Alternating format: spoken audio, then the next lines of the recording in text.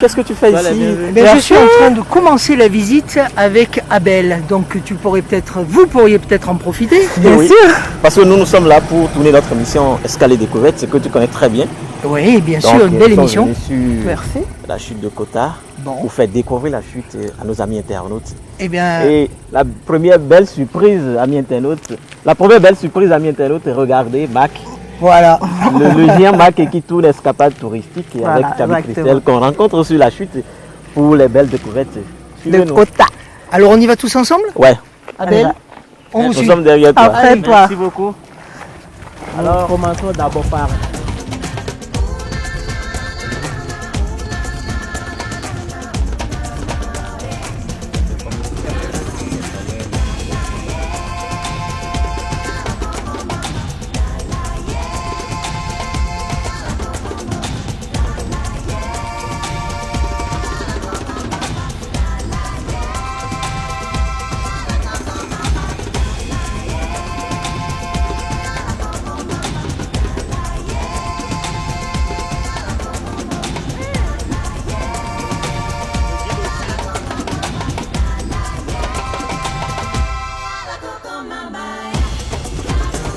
Nous commençons d'abord à travers la présentation de l'hôtel des bungalows qui ont été construits depuis 2013, qui permettaient aux étrangers qui descendaient sur les lieux de profiter et de passer des nuits ici.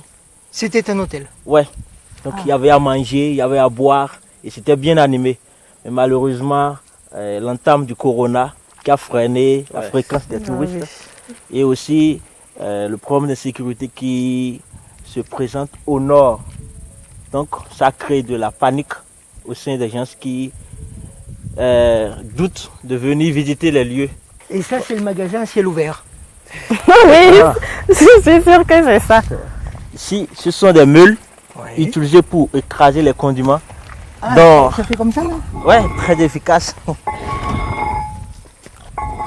Allez, perspective. Oui, pour la petite anecdote. Ah, oh là là, désolée. Pour la petite anecdote, ma grand-mère, bon, elle est décédée évidemment maintenant. Elle avait dans sa concession une meule comme ceci. C'est bien plus grand. Hein. Et je me rappelle, elle m'a dit qu'elle a ça depuis sa naissance. C'était là avant sa naissance. Alors qu'elle est morte à 90 ans. Ouais. Si c'était là avant sa naissance, donc imaginez. C'est du développement de et avec le temps, c'est devenu creux à l'intérieur, là, au milieu, c'est devenu creux et ça s'est solidifié. C'est pas si ça se solidifie avec le temps. Ouais, en fait, c'est du quartz. C'est solide. Au fur et à mesure qu'on utilise, ça devient lisse et ça devient encore plus solide. Plus résistant. Plus résistant. C'est pourquoi c'est mieux d'utiliser cela que de consommer du ciment. J'ai hâte de regarder les chutes, moi. Merci beaucoup, nous vous laisserons découvrir. Alors, une première étape de cette visite, Mac, parce que moi j'étais là pour le repérage de cette émission avec perspective, c'est qu'il y a une porte là qui te permet, sous le contrôle du guide, d'avoir une belle vue de la chute d'abord. C'est une vue panoramique. Voilà, c'est ça. Alors, on va regarder ça, on va se mettre ici et on va en profiter quelques instants pour justement avoir cette vue, prendre mon téléphone pour faire une première photo, parce que c'est vraiment trop beau. Amis internautes, regardez ce qui s'annonce. C'est déjà la vue qui s'annonce devant nous. Ici, on peut déjà entendre le bruit de la chute et des eaux, et puis avec un vent. Alors Marc, est-ce que tu tiens le coup? Oui, bah quand même, c'était quand même un petit peu désobligeant, c'est pas parce que j'ai 85 ans que... Non mais franchement, collègue... C'est à la fois du tourisme et du sport, hein, ça fait du bien pour la santé. Ouais. C'est ça la particularité de Kota. Les amis, regardez-moi. Abel, allez. Raoul. Eh bien, regardez. Voilà. Wow. La chute de Kota. Depuis plus de 20 ans, et beaucoup de personnes viennent ici pour pouvoir profiter des eaux. Et nous vous rassurons que l'eau ne tarit jamais à Kota. Puisqu'il y a des nappes où ça jaillit du sol. Ce n'est pas que ça vient de quelque part, mais ça j'aille d'ici 30 km, si on pouvait y aller, vous allez découvrir vous-même. Ça sort du sol et au fur et à mesure, ça forme une rivière qui arrive jusqu'ici pour nous former des chutes. Donc l'eau que l'on voit, elle vient depuis 35 km. 30 à 35 km d'ici, Wow. dans les environs de Pouya.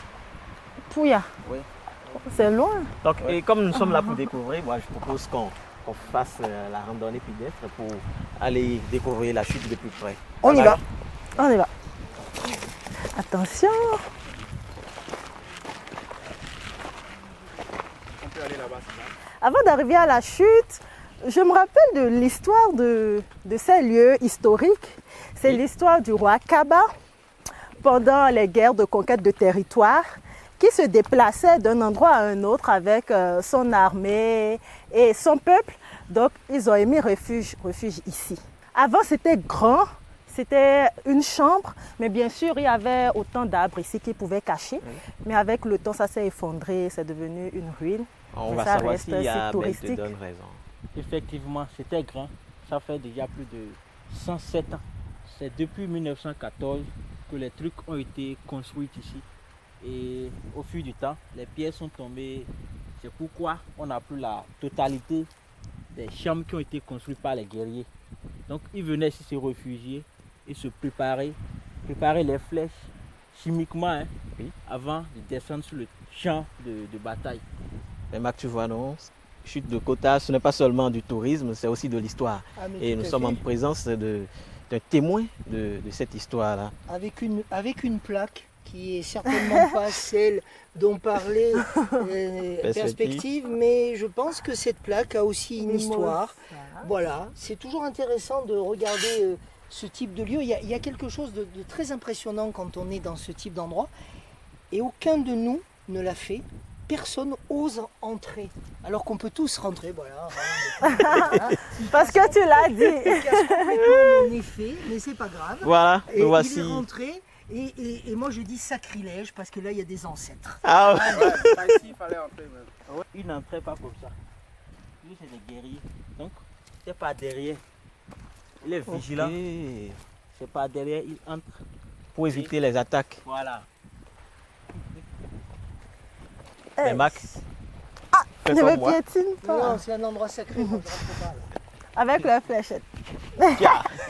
Mais pas toi, hein.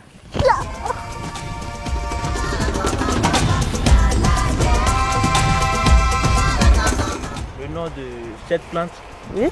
c'est Euphorbia unispina. Et c'est une plante qui guérit beaucoup de mal. Et surtout, ça sort où se trouvent les pierres. C'est pourquoi vous allez constater Oui, oui. que ici, sur la Ok, il n'y montagne, a que ils sont ça. nombreux. Ok. Puisque quand on ouvre, il y a une sève qui sort. Une sève blanche. Et c'est Voilà. ça qui guérit? Oui. Et c'est aussi toxique pour les yeux. Cette Oh. sève, si ça Là, il touche faut ton pas. œil, tu deviens aveugle. Là, il faut faire Aïe. attention, il faut pas. Merci rester de le très dire. loin. Merci Ah de le oui. dire.